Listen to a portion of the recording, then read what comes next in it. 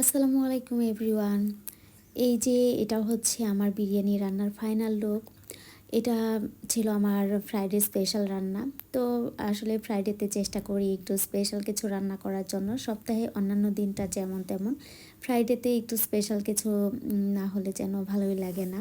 তবে সেটা যে প্রত্যেক ফ্রাইডেতেই এমন হয় যে স্পেশাল রান্না করা হয় আমার বাসায়, সেটাও কিন্তু না। এটা ডিপেন্ড করে আমার শারীরিক কন্ডিশনের উপরে অনেকটা।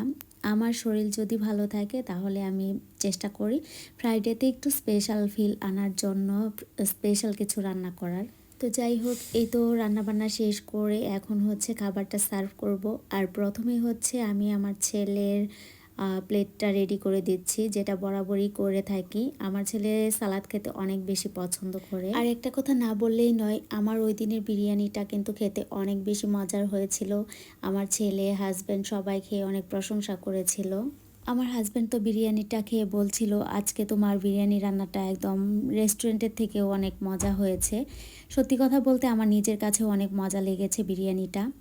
আর হ্যাঁ, আমি ফ্রাইডেতে কী কী রান্না করলাম আর কোথায় কোথায় গেলাম ওই দিন, তো সব কিছু নিয়ে নেক্সট ভিডিও থাকছে। সেটা দেখার জন্য নেক্সট ভিডিওতে চোখ রাখুন। আজকে এই পর্যন্তই। সবাই ভালো থাকবেন, সুস্থ থাকবেন। আল্লাহ হাফেজ।